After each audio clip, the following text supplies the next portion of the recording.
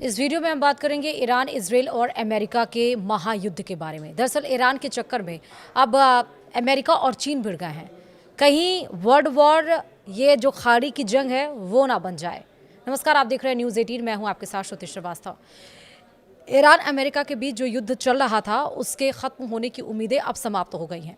एक बार फिर से स्ट्रेट ऑफ हॉर्मुज में दोनों पक्ष भिड़ गए हैं और हमलों का दौर जारी है। अमेरिका ईरानी सैन्य ठिकानों पर बम बरसा रहा है और ईरान खाड़ी देशों में मौजूद उसके सैन्य बेसिस को निशाने पर ले रहा है। और इसी बीच अमेरिका और चीन एक दूसरे पर ईरान को लेकर आरोप प्रत्यारोप लगा रहे हैं। दरअसल अमेरिका और ईरान के बीच तनाव लगातार बढ़ता जा रहा है और इस बीच अमेरिका ने एक बार फिर से ईरान के खिलाफ सख्त कदम उठाते हुए उसके बंदरगाहों की समुद्री नाकेबंदी दोबारा लागू कर दी है। अमेरिकी सेना के मुताबिक यह नाकेबंदी पहले भी अप्रैल से जून के बीच लागू की गई थी और अब इसे फिर से शुरू किया गया है। इसका उद्देश्य ईरान पर दबाव बढ़ाना बताया जा रहा है। दूसरी ओर हालात ऐसे हो गए हैं कि पहले से लागू सीजफायर पूरी तरह से टूटता नजर आ रहा है। अमेरिका ने लगातार चौथे दिन ईरान के कई सैन्य ठिकानों पर हमले किए हैं। इसके जवाब में क्षेत्र के कई हिस्सों में हमलों और धमाकों की खबरें सामने आई। इस बीच अमेरिका के सहयोगी कुवैत और बहरीन ने अपने नागरिकों को संभावित खतरों को लेकर सतर्क रहने की सलाह दी है। वहीं ईरान के सरकारी मीडिया ने दावा किया है कि उसने जॉर्डन में मौजूद अमेरिकी सैन्य ठिकानों को भी निशाना बनाया। हालांकि इन दावों की स्वतंत्र रूप से पुष्टि नहीं हुई है।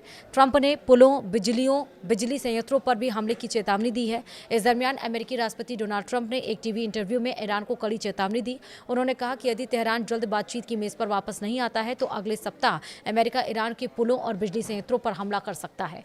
वहीं ट्रंप पहले भी इस तरह की चेतावनियां दे चुके हैं और उन्हें अक्सर बातचीत के दरमियान दबाव बनाने की रणनीति माना जाता है।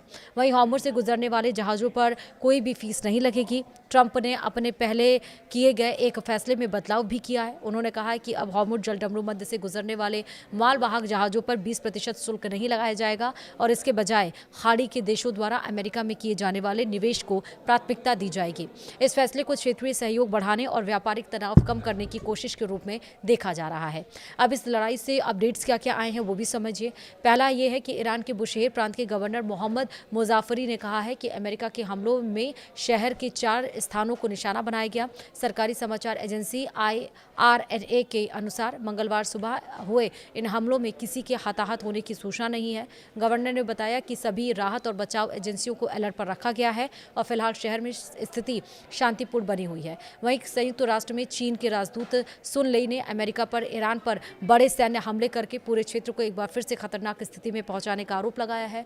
सुन लेई ने यह बयान तब दिया है जब संयुक्त राष्ट्र में अमेरिका के राजदूत माइक वॉल्टेज ने आरोप लगाया कि चीन ईरान और यमन तक सामान की आपूर्ति रोकने के लिए पर्याप्त कदम नहीं उठा रहा है। चीन ने इस आरोप को पूरी तरह से बेबुनियाद बताया है। सुन लेई ने कहा है कि चीन ऐसे निर्यात पर सख्त नियंत्रण रखता है। उन्होंने ये भी कहा कि फिलहाल सबसे जरूरी है कि अमेरिका मध्य पूर्व में नए संघर्ष और अस्थिरता पैदा करना बंद करे।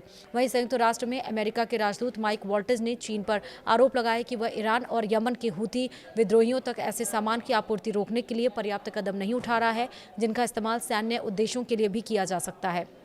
वहीं संयुक्त राष्ट्र सुरक्षा परिषद में बोलते हुए वॉल्टेज ने कहा कि ईरान और चीन की कुछ कंपनियों ने हूथियों पर लगाए गए संयुक्त राष्ट्र के हथियार प्रतिबंध से जुड़े प्रस्ताव का उल्लंघन किया है, लेकिन इसके बावजूद उनके खिलाफ कोई प्रभावी कार्रवाई नहीं हुई।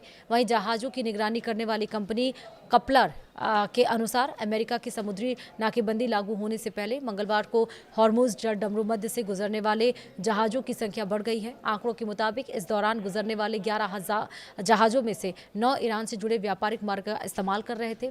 वहीं ये भी बताया गया कि इनमें के एक बहुत बड़ा तेल टैंकर लगभग 20 लाख बैरल कच्चा तेल, एक टैंकर रिफाइंड पेट्रोलियम उत्पाद और 2 जहाज LPG लेकर निकले हैं। वहीं मंगलवार को अन्य खाड़ी देशों से तेल या गैस लोड करने वाले टैंकरों की आवाजाही नहीं देखी गई है। अमेरिकी सेना की ओर से ये बताया गया है कि ईरान के खिलाफ 7 घंटे तक चले अभियान में अमेरिकी लड़ाकू विमानों, ड्रोन और नौसैनिक जहाज़ों ने सटीक हथियारों का इस्तेमाल करते हुए ईरान के मिसाइल और ड्रोन ठिकानों, नौसैनिक क्षमताओं और तटीय रक्षा प्रणालियों पर हमला किया है। उसका उद्देश्य ईरान की वाणिज्यिक जहाजरानी और नागरिक जहाज़ों के चालक दल को खतरे में डालने की क्षमता को और ज़्यादा कमज़ोर करना था और ये हमले उसी दिन किए गए जिस दिन अमेरिकी बलों ने ईरानी बंदरगाहों और तटीय क्षेत्रों से आने जाने वाले जहाज़ों के खिलाफ नौसैनिक नाकेबंदी फिर से शुरू की है। वहीं सेंटकॉम की ओर से कहा गया है कि अमेरिकी बल सतर्क हैं और पूरी तरह युद्ध के लिए तैयार हैं। वीडियो में इतना ही। नमस्कार।